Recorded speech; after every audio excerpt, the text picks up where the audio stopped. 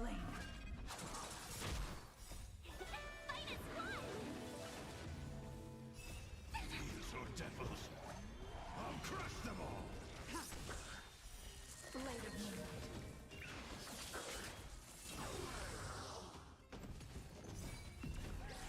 In lunar flame.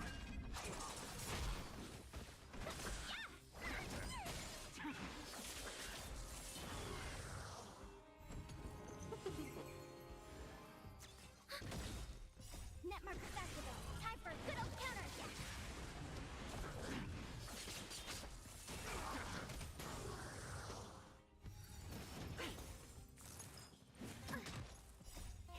Fight is fun! In lunar flame.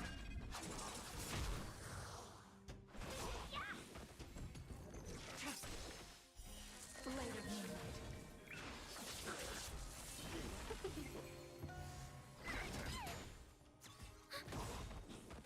Net markers activated. Time for a good old counterattack. Can we talk? Fight is fun!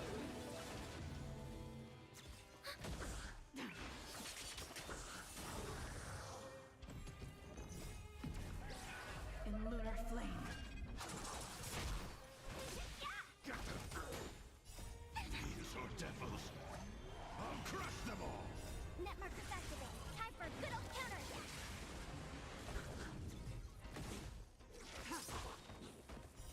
Blade of moonlight.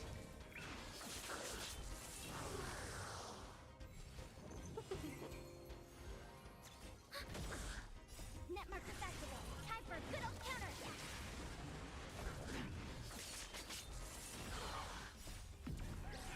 In lunar flame.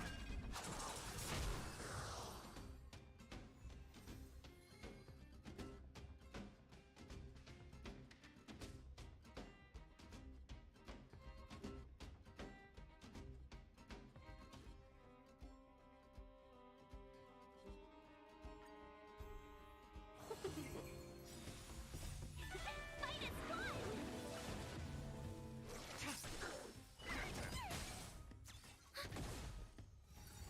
Try harder.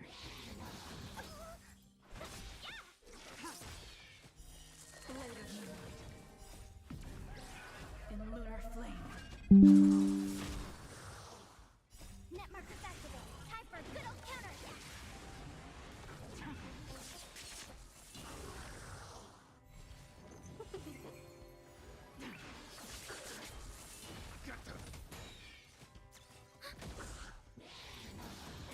Can we talk?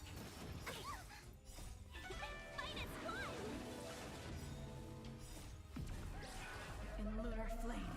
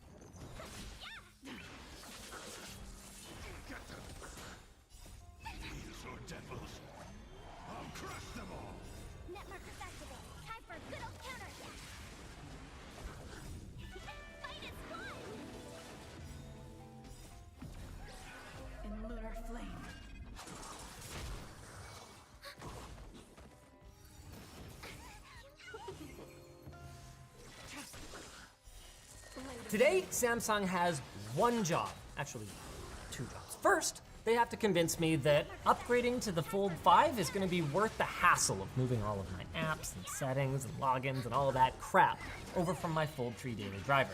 Second, they have to convince me that I'm gonna go to all that effort, I should go with the Fold 5 rather than the Pixel Fold, which is, I was gonna say one of the hottest devices on the market right now, but that's a little on the nose.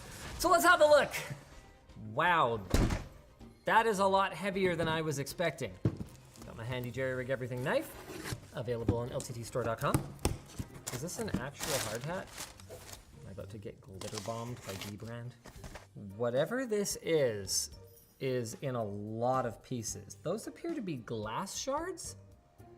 Did dbrand actually ship me a box of glass shards?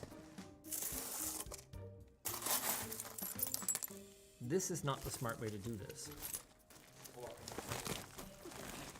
One of these days, dbrand is gonna like mail me a corpse or something. You know, they're gonna take it too far.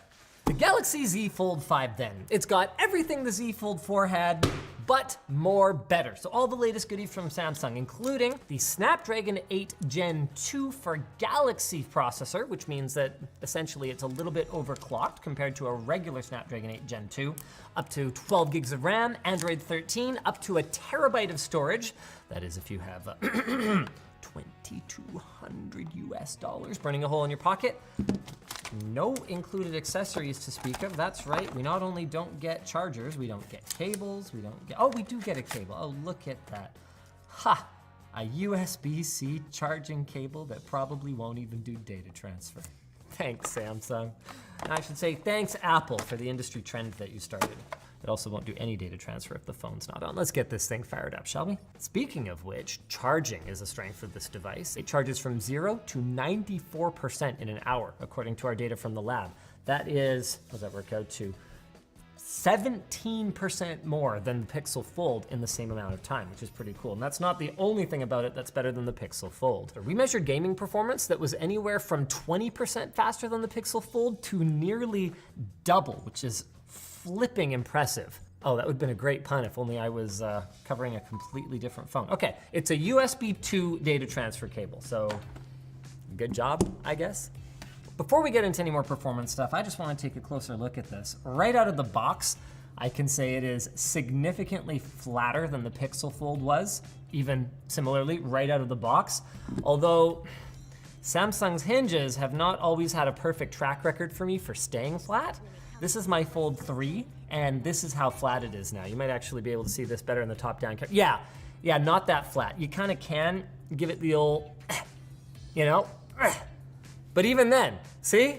But of course, this is a new hinge design that hopefully is more durable and stays flatter longer, but most importantly, is 0 gap now. I mean, where I'm from, that's not 0, but I will give them credit. That is a lot smaller than the gap on the older phone. So this is the 3 in my hand, and this is the 5.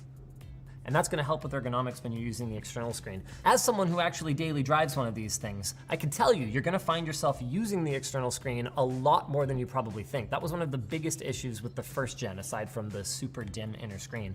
So for the outer one, we're looking at a 6.2-inch HD Plus display. It runs at anywhere from 48 to 120 hertz in adaptive refresh rate mode. That helps both make it feel more smooth and helps it save power. They claim it'll do up to around 1700 nits peak brightness in HDR mode. Unfortunately, we don't have a way to do HDR testing just yet, but we were able to measure it in SDR mode, which is pretty flippin' bright. And of course, it's got a pinhole camera, just like we've seen on the last several generations. As for how good it is, I suspect it's fine. Hello, here's my selfie. One thing to note is, man, Samsung is applying a lot of processing to their selfie pictures these days by default.